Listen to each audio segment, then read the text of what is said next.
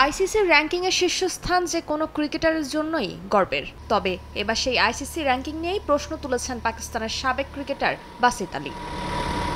ICC ODI ব্যাটসম্যানদের র্যাঙ্কিংয়ে শীর্ষে আছেন বাবর আজম। সবশেষ প্রকাশিত র্যাঙ্কিংয়ের দ্বিতীয় স্থানে উঠে এসেছেন রোহিত শর্মা, 3-এ শুভমান গিল ও 4-এ আছেন বিরাট কোহলি। তবে 2023 সালের নভেম্বরের পর কোনো ওয়ানডে ম্যাচ না খেলেও শীর্ষস্থান ধরে রেখেছেন বাবর, যা বেশ অবাক করেছে পাকিস্তানের সাবেক ক্রিকেটার বাসিত আলীকে। আইসিসির র্যাঙ্কিং নির্ধারণ প্রক্রিয়া নিয়েও প্রশ্ন তুলেছেন তিনি।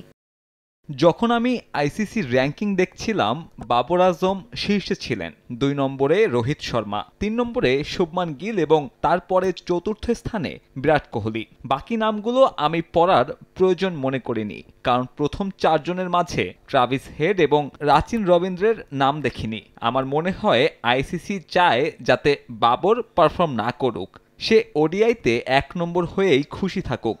এই র্যাঙ্কিংগুলো কারা করে, কিসের ভিত্তিতে বাবর আজম এখানে শীর্ষে থাকে?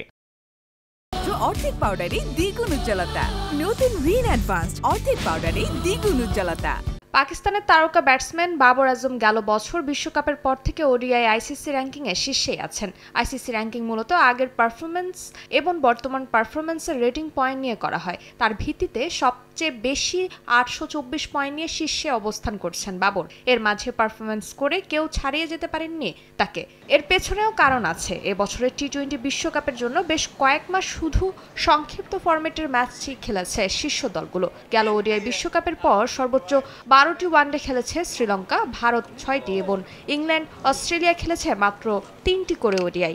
আর পাকিস্তান গেল 9 মাস 50 ওভারের কোনো ম্যাচই খেলেনি। ফারজানা জাহান প্রিয়া, সময় সংবাদ।